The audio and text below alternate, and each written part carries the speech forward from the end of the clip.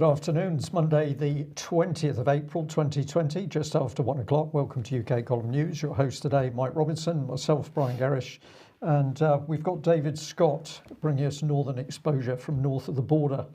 It goes on. Absolutely, it does. So let's go on with it then. So global COVID-19 cases, 2,421,018. Global deaths up to 165,890. Global recoveries up to 635,698. And that leaves 1,619,000 active cases, 1.565 million mild cases, and serious or critical cases have dropped now to 54,265. Good news, Brian. The British government has launched the coronavirus job retention scheme. The online service went live at 8 a.m. this morning, and according to the chief executive of HMRC, 67,000 claims were made in the first 30 minutes. So, David, that's 67,000 companies asking for support on this. Now, of course, some of the business pressure groups, the business lobbyists, are saying that this needs to last longer than June, because otherwise there's going to be a massive load of layoffs at the end of June when this stops. And some people suggesting that perhaps if it continues past June, it should continue at 50% of salary. So at the minute it's 80% of salary being covered by the government, but perhaps 50% after June. Where do you think this ends? I think this ends with the government becoming no longer solvent, no longer being able to convince anyone to buy its debt because it'll never repay, and printing money to compensate and destroying the currency. I don't think it ends anywhere good. This is economic madness. Yes, well, but we don't need to worry, because the system apparently is capable of processing 450,000 applications per hour. So you don't need to worry about that. But in the meantime, Rishi Sunak, the Chancellor of the Exchequer, said exactly 1 month ago today, I announced the unprecedented decision to step in and pay people's wages. Well, some people's wages and some proportion of their wages. We promised support would be available by the end of April. Today we deliver our promise. So that's fantastic stuff. As I say, they're paying 80%, but they're not paying this to self-employed people, 5 million of those in the country. They are, the government says, going to get something later on, perhaps in a month or two's time. What else was Rishi Sunak saying? It was this: we're launching a £1.25 billion support package for businesses backed by venture capital, because, David, the last thing you want is venture capital hedge funds going out of business. What's he doing? Look, we don't need to, well, they're going to, but we shouldn't be supporting the parts of the economy that are parasitic on the actual productive parts, right? Which is government and finance sector. We should be supporting the productive parts so that they still exist when we need to produce something when this is all over. Yeah, David, I have to respond to that straight away in saying that you're putting across the common sense argument, but we're not dealing with common sense here. We're dealing with deliberate policy to destroy the economy and simply hand huge chunks of it to the control of the banks. Once you think from that direction, all these policies make sense. Last week, the Office for Budget Responsibility, which of course is the so-called fiscal watchdog of the government, was saying that we were looking at perhaps a very short-term collapse in the economy, 35% drop in GDP. It seems that Deloitte and Touche, or Deloitte anyway, have pushed out a crisis document, Economic Impact and Policy Responses. Thank you very much to the viewer who sent this to me. I just wanted to sort of quickly run through this and get David comments on it as we go. So first of all, they're talking about what's been going on with COVID and saying that the US and UK are approaching the peak. Of course, if you were watching the news program on Friday, you might be asking, which peak are we approaching? But I just wanted to, again, sort of point out these two graphs, which are quite telling, because there we've got Japan, Singapore, Hong Kong and Taiwan on the right with relatively few cases, and relatively limited lockdown as well. So that again reinforces that. But let's look at some of the financial statistics and so on. We'll be glad to know, David, that the financial stress is easing in the markets. The financial markets not experiencing the same volatility that they did just a week or two ago. So that's really good news. Try not to laugh. And demand shock keeps oil under pressure despite OPEC's production cuts. So Brent crude down to $20 a barrel or so. I'm not seeing too much evidence of that appearing on the forecourts of the petrol stations. So if you're driving your car, you're still paying pretty much what you were paying within a 20p or so of what you were paying when oil was $100 a barrel. Not quite sure how that works, but anyway, let's move on. They then talk about high frequency data reveal unprecedented squeeze in activity. And well, I think that graph says it all. David, this is the United States they're talking about here. US weekly initial jobless claims in the top left there. And on the right-hand side, New York Fed weekly economics activity index. There's not much more to be said, is there? The words cliff and edge come to mind, and we've just gone over it. The reason that there's less financial stress, we'll come to that one later. Yes, absolutely. So what about the UK? What are they saying about that? Our base case implies sharpest fall in UK activity in a century. And what is pretty obvious from this, they're taking it back to 1925 there, and you can see the Great Depression. Well, the Great Depression has nothing on this, it seems, although they are also reiterating the idea that this is going to bounce back almost immediately. You can see that the big downward spike on the right-hand side there, about double the depth as the financial crisis in 2008. And then they highlight this because they're looking for green shoots, apparently, and they're looking at the China manufacturing PMI. And that does indeed show that there has been a huge big drop in production in China, but as it seems to have recovered again. But David, what most of these commentators seem to be missing, of course, is that naturally, once this lockdown ends, if it ends, and people start getting back to work again, there's going to be all kinds of enthusiasm. Let's get the production lines restarted again. And of course, they're going to find that there's no market for them to sell into. Oh, this is the problem. Everything's linked in an economy, right? The whole purpose of an economy is so we find the most valuable ways to serve one another.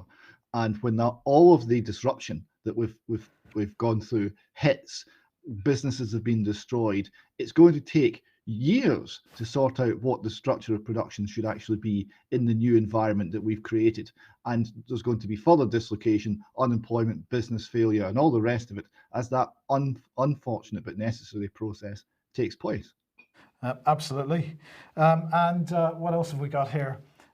New analysis on the impact of lockdown on UK jobs. This is a study from the Institute for Social and Economic Research at the University of Essex. And they're saying that the lockdown could temporarily take at least 6.5 million jobs out of the economy, which is around a fifth. That's 20% of the total. And according to their study, 2 million jobs in the wholesale and retail industry, 1.3 million jobs in hotels, pubs, restaurants, and cafes have already disappeared. Or, they're being furloughed at the moment, but the question is what happens when that scheme stops in June, and a further 1 million lost in the service sector. If we think back to what the Office for Budget Responsibility was saying last week, it was that there are going to be sudden job losses. It's actually going to take quite a lot longer for those jobs to reappear again. If the job loss appears at the scale that the Institute for Social and Economic Research suggests, that has got to be devastating. And this has all been viewed against the background, the completely mythical background, and everything was fine before we did this. What word is not showing in any of these summaries you're showing? Debt. They're not mentioning debt. We had already had for years interest rates screwed to the floor. We had huge amounts of cheap money swirling about, driving up asset prices, and more debt, and everything was mired in debt. That's the background. You put this on top, there's no knowing where it will stop. And speaking of debt, what's the Fed been up to this week? Well, we're just watching the Fed as a little easy indicator for where we're actually going. So this is This is the current total. The balance sheet of the Fed is now $6.367 trillion. That's up $285 billion in a week. In a week since we last reported this. That's around a third of the amount on the Fed balance sheet between its founding in 2013 through 2 world wars, a Great Depression, and stagflation in the 70s up until 2008 financial crisis. Well, we did a third of that in a week. Okay, well, look, let's move on to this. We've been talking about Bill Gates last week and so on, but I'm fascinated about this story. We'll get the Gates connection in a second, but the Guardian here saying union seeks legal immunity for NHS medics in pandemic. Yes, so we're suspending the rule of law in many ways, or we're trying to here. NHS can be faced with billions of pounds of medical negligence claims if it does not grant some form of legal immunity to medics risking their lives during the pandemic. The government has been warned. Medical Defence Union, which provides legal support to around 200,000 doctors, nurses, and dentists, other healthcare workers, is calling for a debate over the need for emergency legislation. So emergency legislation to suspend the normal rule of law. Several US states, including New York, New Jersey, Michigan, have already adopted laws which provide healthcare professionals and hospitals with immunity from civil liability for any injury or death alleged to have been sustained because of any acts or omissions undertaken in good faith during the crisis. So this is not good news for anyone who might use the medical services, because of this. This is obviously removing restraint on anything that they might choose to do.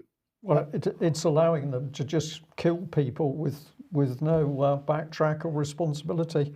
And well, of course, the UK already has that through the emergency legislation that was passed a few weeks ago. But what's Bill Gates' position on that then?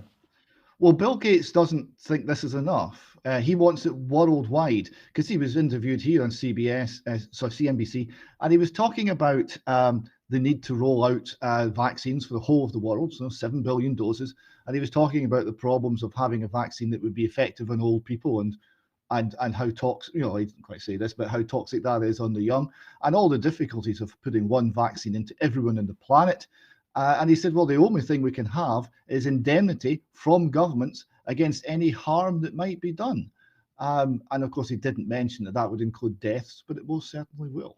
Yeah, absolutely. Now, last week we were talking about the excess mortality that has appeared in the statistics for the UK, and highlighting the fact that half of the excess deaths are not related to COVID-19, in the sense that the people didn't die with COVID-19. So we were asking, what did they die of? And it's pretty clear they're dying from the lockdown. But it turns out, David, that I was completely wrong. Everybody's dying from alcohol. Well, they're dying from the lockdown, but this is what's the mechanism. So this is one of the mechanisms. So here we see coronavirus Scotland expert calls for booze ban after shock spike in non-COVID-19 deaths during lockdown. So it's good that the Sun watches the UK column, because it was you, Mike, that broke that story. And it goes on to say here, ministers should limit or even ban booze sales after shock rise in deaths not linked to COVID-19, a health expert claimed last night. This is Professor Linda Bod. She called on the government to consider drastic steps after stats revealed that more than 600 unexplained recent fatalities. The surge in recent excess deaths over and above the coronavirus fatalities has been highlighted in 2 NRS reports in the past fortnight. So the surge in deaths to do with the lockdown is real, it's present, and it's now been stated in the mainstream media. I'm a little concerned at the expert advice here, because having spoken recently to a nurse who was involved in treating people with alcohol addiction, what happens is they're taken into hospital, they're told not to stop drinking until they get into hospital, and then all the withdrawal symptoms and the detoxification from alcohol is done under close medical supervision to guide them through the withdrawal symptoms. Just closing all alcohol sales and pulling it completely from sales will cause devastation to the people who are dependent on alcohol, and could itself be exceptionally dangerous. Yes. Now, speaking of the lockdown, we've now got traffic lights which are going to tell us, when we're allowed to do certain things.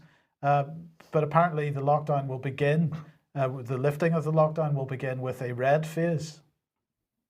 Yes, it's a little alarming that the scientific experts who came up with this have no concept of the traffic light or what the traffic light actually signifies. Because stop doesn't mean stop. Stop means go a little bit. I hope we don't meet any of these people at road junctions. So the red is, some small non-essential shops will reopen, warehouses will reopen, hairdressers will reopen, nurseries reopen, but travel is discouraged. And then amber, small businesses up to 50 staff, but we still have to wear masks in public. Schools will reopen. Restaurants will reopen, but with strict seating demarcations. That'll be jolly. And then green doesn't mean go either. Green means don't go completely. So you can have weddings and funerals and cinemas. The pubs will have restrictions, and you're still going to wear masks in public. So you got to go to the pub, and the bouncer's going to monitor how many people get in and how close you are, and you got to wear masks. So that sounds, again, very jolly and normal. Does that mean you have to drink your beer through a straw? We haven't worked out the logistics. It could be maybe the masks will have a little hole for the straw, but it won't be a plastic straw because plastic straws are bad. Don't forget this. And I just put this against the COVID-19 chart, which does actually show that we've passed the peak, although the figures are getting a little bit erratic, but we seem to be past the peak on that chart.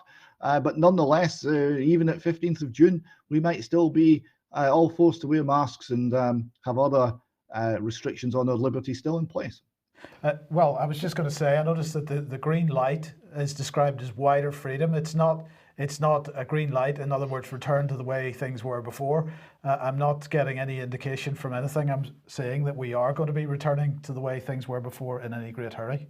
No, I'm just a bit puzzled because the headline says that it's top secret. So how the Sun is talking about it at the moment, I don't know. Well, I don't, indeed. Now, if you like what the UK column does and you would like to support us, then please head over to ukcolumn.org/community. There are options to do that there, and your support much appreciated. Now, let's move on to what's going on with other COVID news. We'll start here. South Korea and also, well, this is Iceland and in fact Germany as well. And Denmark, they're all saying that overall lethality of COVID-19 is in fact between 0.1% and 0.4%, 20 times lower than initially assumed by the World Health Organization and others. Then we have a study here from Nature Medicine making the point that drastic social distancing and mobility restrictions such as school closures and travel advisories and bans should only be considered if an accurate estimation of the case fatality risk warrants these interventions. And of course, with what we've just shown you from the articles just before that, the case fatality risk is not accurate because, of course, we don't know what the actual spread of this is. Then three articles here from Off Guardian. Off Guardian has been doing some pretty good work on this. This one here, 12 experts questioning the coronavirus panic. A second one, 10 more experts criticizing the coronavirus panic. And thirdly, 8 more experts questioning the coronavirus panic. These are all people involved in virology, immunology, epidemiology, considering the lockdowns to be counterproductive, recommending a rapid immunization, a natural immunization of the general population while protecting the risk groups, which seems like a much more sensible solution to the one we've chosen.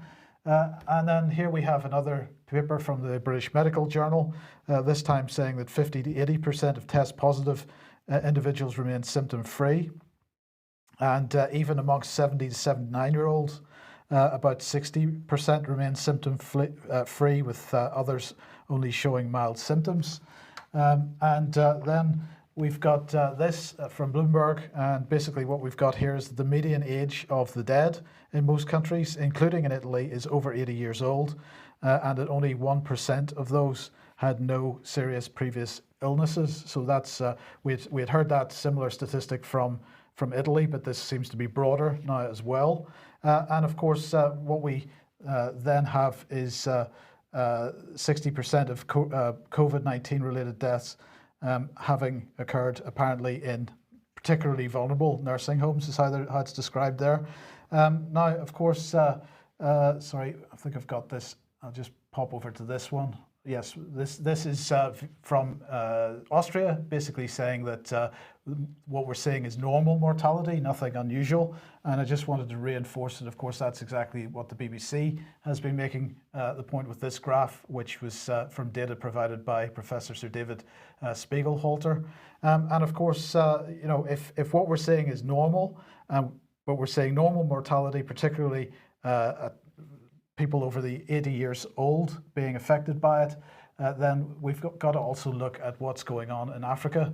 And just a reminder that the average life expectancy in Africa for those born in 2019 is 61 for men and 65 for women if we take Africa as a whole. And you can see stats for other regions in Africa there. But we have to worry about Africa because Africa is going to be the next epicenter for this.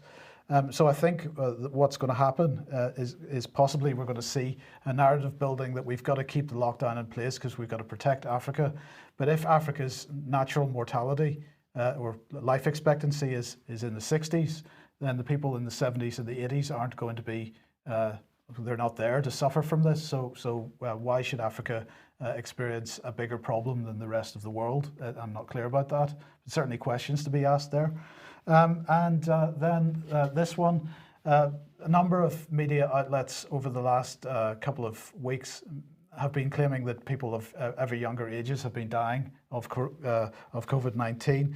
Well, it turns out that these reports aren't necessarily accurate. And people have had much more serious preconditions. In this example, undiagnosed leukemia. Then we've got Associated Press here saying some doctors moving away from ventilators for virus patients. And I think the penny is beginning to drop that particularly invasive ventilation for COVID-19 patients isn't working and might be doing more damage than they're worth. This actually ties with medical advice given to us because, of course, as part of the process of invasive ventilation, there are pretty nasty drugs used to keep people in an induced coma, including fentanyl, by the way. As part of that process, it's not best for people to be put on these invasive ventilators unless it's absolutely necessary, and we're seeing that happening to people way too early.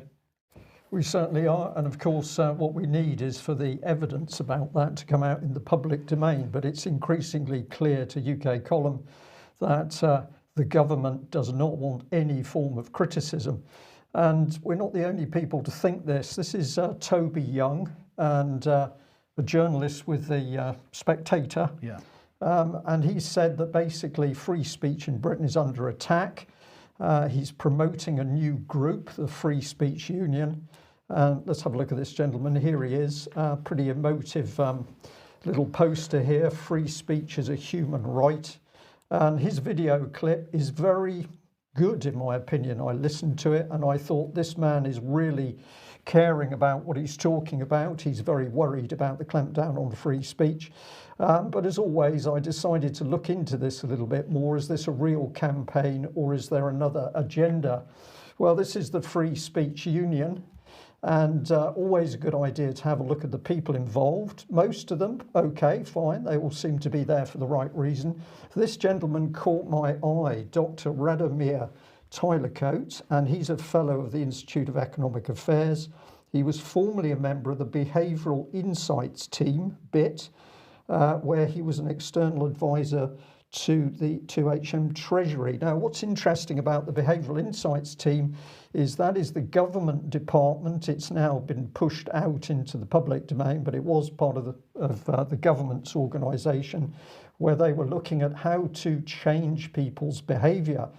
And this is a key document from the Cabinet Office and the Institute of Government, tied in with the Behavioural Insights team. It's called Mindspace. You can find it if you just search for mindspace.pdf. Absolute critical document. And let's have a look and see why. Well, some of the authors of great interest. This one, UK Column viewers of longer term may recognise David Halpern. At the time, Director of Research at the Institute of Government, Chief Strategist of the Prime Minister's Strategy Unit, 2001 to 7. author of Social Capital and the Hidden Wealth of Nations, co-author of the report Changing Behaviour and Personal Responsibility, and prior to that he was a lecturer at Cambridge University. Now we'll follow through this thread, but before we do, this gentleman caught my eye. We've got Ivo Flaev, who's a senior lecturer in psychology in the Faculty of Medicine at Imperial College London. Now I didn't know that we had Imperial College working very hard on methods of changing people's behaviour, and this man is pretty potent. He's studying human judgment, decision making, by exploring models and methods from experimental psychology, behavioural economics and neuroscience. And isn't it interesting, we've now got Imperial College telling us what to think over the COVID scare. Well, in the Mindspace document, the real grubby detail comes to the fore, because it even admits there's potential for controversy. Policymakers know that attempts to change citizens' behaviour may well be controversial. This is particularly true giving new evidence about how people act and new ways of applying this evidence. Government legitimacy rests on the fact it represents and serves the people. Are you happy with that statement, Mike? Absolutely. The government is there to represent and serve the people. Well, this is a bit more of the detailed stuff. It says, as noted, Mindspace effects depend at least partly on the automatic system. This means that citizens, quote, may not fully realise that their behaviour is being changed, or at least how it's being changed. So what came into my mind is that we had a free speech organisation tied in with at least one individual who's working with the government to change our behaviour without us knowing it. And their own documentation says that clearly this opens the government up to charges of manipulation. So where does COVID-19 come in? Well, remarkably, if you go to the Behavioural Insights team webpage, you'll see straight away that they are working in the COVID-19 area, and we can call up a behavioural perspective. And I've now got a very uneasy feeling that perhaps this free speech organisation is more about getting the statistics of who is challenging the government over the government policy. And if behavioural science is a rather dirty behind the scenes way of changing our behaviour, this is what's coming. The Telegraph: posting anti-vaccine propaganda on social media could become criminal offence, the Law Commissioner says. And I'm just going to label this: it's going to be unlawful to warn about the dangers of vaccines. And my goodness, what a lady, smiling there, grinning at the public. But that's the steel fist in the velvet glove, presumably. David, one of the things that fascinates me is how these kinds of policies get developed and how we end up where we are. I mean, if we go back to September last year, Boris had just been made Prime Minister, and almost one of the first things he did was to head over to the United Nations General Assembly and to give his inaugural speech to the General Assembly. And it was mostly a speech about AI and the development of the Fourth Industrial Revolution. But one of the really key points that he made during that speech was how AI and the Fourth Industrial Revolution could be, that some of the concerns over that also involved the concerns of anti-vaxxers, and really that was something that needed to be, this disinformation from anti-vaxxers needed to be dealt with through the use of AI and so on. Isn't it incredible that we're now potentially making that illegal just 6 or 7 months later? It is a tremendous coincidence, and this is going to be another one of these free speech fights on which the future path of our country will depend. Because if we are so criminal as a nation, as a state, as to force into silence parents whose children have been harmed by vaccines and to threaten them in such a way that they dare not speak out, then we have become an extremely dark society indeed. Absolutely. Now, let's move on to this, because surveillance is also one of the policy areas that seems to be being pushed forward under the COVID-19 guys. And just saw this article in the Wall Street Journal. You're working from home, but your company is still watching you. You've got to be afraid. And what they say is weeks after employees began working from home in March, the business owner that they were talking to here said he noticed how some staffers started logging on later in the mornings. Others were slow to respond to messages. And so he said that he understands working remotely requires a significant adjustment, but he became concerned. So he required workers at his company to install a tool that takes computer screenshots every 10 minutes and records how much time they spend on certain activities. So in the business world, we're seeing surveillance starting to be rolled out. So to make sure that those untrustworthy home workers are doing their jobs properly. But of course, on a broader issue, then we have this. Apple and Google working together, privacy preserving contact tracing, and some people raising great concerns over this. Now, one of the main concerns over this is that your mobile phone will detect the proximity of other phones, and it will be recording which phones it comes into proximity with, and will be storing that information for 14 days on your phone. Now, the thing about this is that that data stays on your phone but doesn't get used unless there's a third-party app also installed. And the key point here is what Apple and Google are doing is they're building in an API, a programming interface, at the operating system level, which means that people are left with a choice. Do I install the latest version of the software and get the security benefits of that?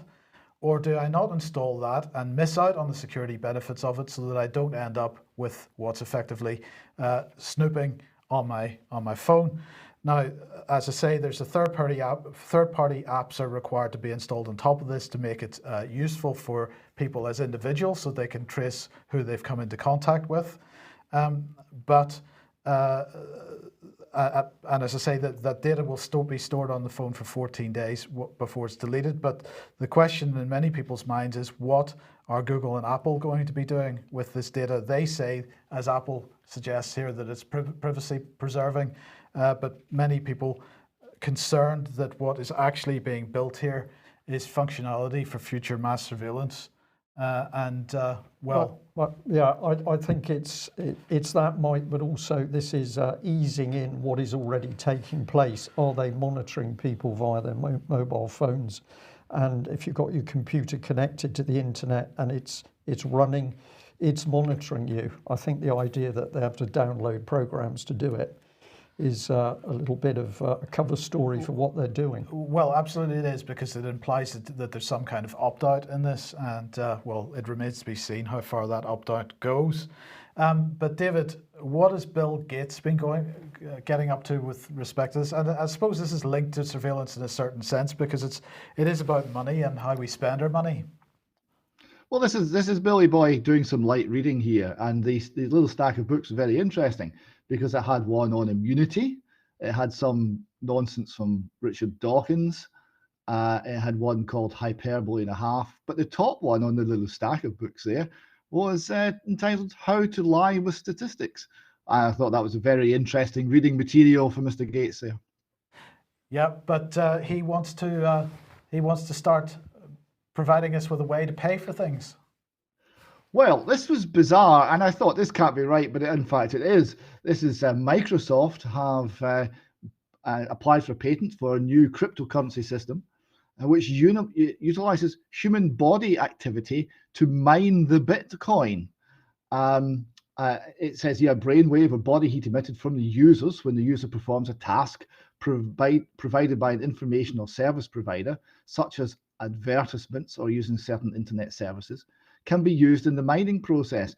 The reason I thought this might not be real is it was advertised as it's Microsoft patent number 060606. So I did check that out, and it is in fact correct. Here we see publication number WO/2020/060606, Microsoft Technology Licensing, and they have applied for this patent.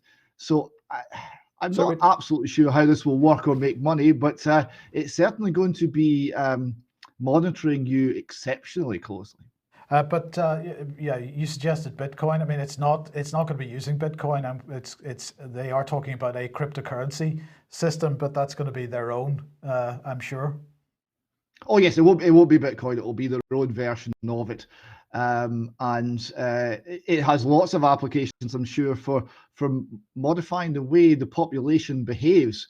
Lots of social credit points could be monitored in one here. How much exercise have you taken today, Mike? All of this, it has interesting implications. Yes, well, what's the government been up to? Loads of propaganda. Loads of propaganda. I've been astounded at the propaganda. This one here is one of many military metaphors. So the big finger of God or shame or something is pointing at you, saying our NHS needs you to stay at home. Now this is a take on the World War I recruiting poster that was saying your country needs you. Well, your country now needs you to do absolutely nothing. So I thought that was quite odd. And the military metaphors keep coming up. But even odder was this one from number 10, which details reasons to be afraid of the police. It says if you break the rules, you risk police action. Don't do it. So you break the rules, not break the law, you break the rules. If people don't comply with the rules, okay, the police may instruct you to go home, instruct you to stop your children breaking the rules, take you home, or arrest you if you don't follow instructions. So you must follow orders now. Issue a fine. That's a lie. Police can't issue a fine. It's a notice of £60, so it should be lowered to 30 if paid within 14 days. Issue a fine of £120 for second-time offenders, doubling on each further offence. So we're going to issue all these fixed penalty notices, and it's just a notice. And I was looking at this and thought, well, this is an end to not only policing by consent, but this is an end to operating under the law. This is now operating under rules, and it's complying through fear. This is what's been put out by number 10, compliance through fear. It was very striking. Can I just add compliance through fear? But of course, that is absolutely applied behavioural psychology. That's what the unit is there for, to work out how to get people to do things. Sometimes it will be by leading them to the right decision so they want to pay income tax. Other times it's going to be to produce fear. So if you haven't seen that Mindscape document, if you don't know what the Behavioural Insights team is, please research it.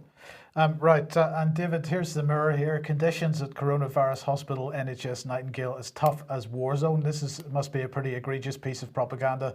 Now, I thought it was interesting last week that the COVID-19 emergency hospital had 19 patients in it. It was apparently what we were told last week, just by coincidence. So either somebody has engineered that headline or it was just fake news from the start. But nonetheless, tough as a war zone. It doesn't look very busy.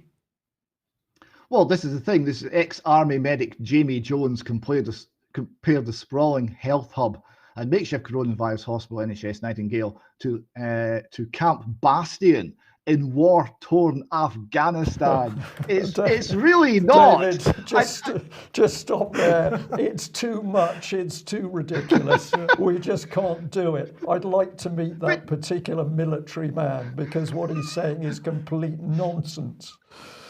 No, but and then he put a photograph of him in front of a completely empty ward with no patients at all. And just in case you're stupid and don't understand what a war zone is, they give you a little photograph of him 15 years ago sitting next to a 50 cal machine gun in a tank. Yes, it is ridiculous. But it's not the only ridiculous thing that's been happening in the NHS this week. Okay, tell us more.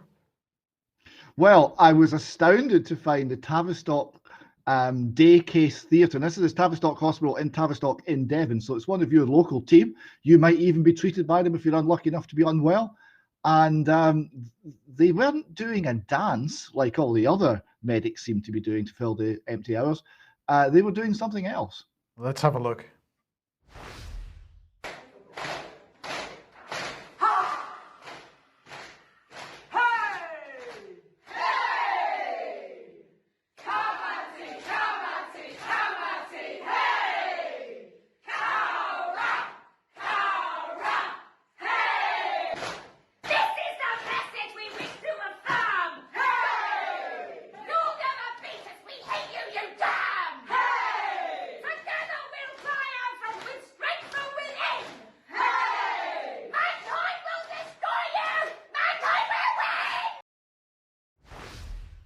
Makes you proud to live in Devon, Brian. But the comments after that tweet went on and on. People were horrified. They said it was outrageous. It was unbelievably bad. It was ridiculous. It was demeaning. It was an insult to people who couldn't get operations. It was appalling, and it was taken down. Yes, it's apparently been taken down now. I think the criticism was a bit too much for them. But David, on a serious note, we have people that are dying as a result of the lockdown because they're not getting their normal medical treatment, and yet some NHS staff at least seem to have are able to pull publicity stunts like that. Well, quite a lot of them, it would seem, and yeah, the hospitals are quiet.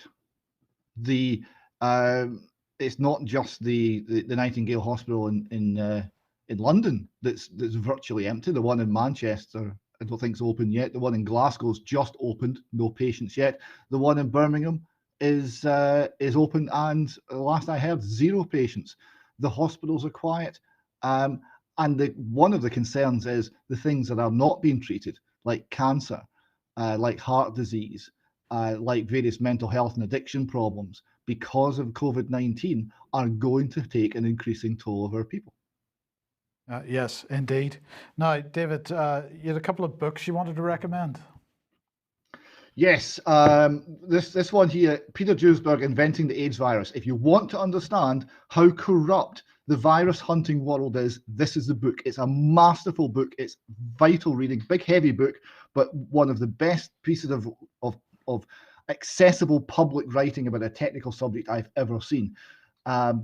And this is an extract from an article by Gillard Atzmon talking about Peter Duesberg and what he had suffered. And Atzmon concludes, the lesson we draw from the Duesberg saga is not novel. Truth, wisdom, and creative brilliance are the property of just a few. For a society to move forward and fulfill its potential, it must learn to tolerate its mavericks, those who most often scare us in our guts. The English-speaking empire was spectacular in celebrating brilliance, revolutionary in controversial thinking, but those days are long over. When the USA is brave enough to look into its decline, it may identify the authoritarian elements that robbed America of the one quality that made America great. I thought that was excellent from Atzmon, and the book that he's talking about is a vital read if you want to understand what's going on now. Another one which I've only just received, which I've not read it all yet, is Virus Mania. Now, in the introduction to this, the Professor Emeritus of Pathology of the University of Toronto, Etienne de Harven, says virus mania is a social disease of our highly developed society. To cure it will require conquering fear, fear being the most deadly contagious virus, most efficiently transmitted by media, and how true that is. Absolutely. David, do we have time to cover the next subject, which is this one? I'll take it quickly. One of the questions I was asking is what has been going on when all of our attention has been turned only onto COVID-19. Now, one of the things I spotted here from Christian Concern is they're reporting a double U-turn on DIY abortions.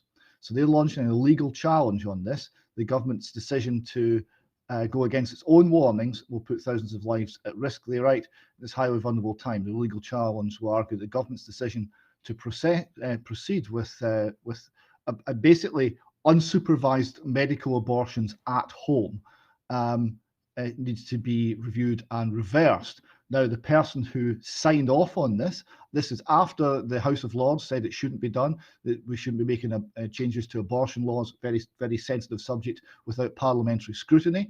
Well, after that decision, the government said, no, we're going to do it anyway. And they sent around this circular. Sorry, David, this was done through secondary legislation, so this was done by statutory instrument, is that right? It's done under powers from the Abortion Act. It really just redefined some of the terms. And it defined a class of place where abortions could take place is the home of the pregnant woman. and that was done by Mark Davies, the Director of Population Health. I did a quick look at who Mark Davies was, and it transpires he's ex-GP from Yorkshire.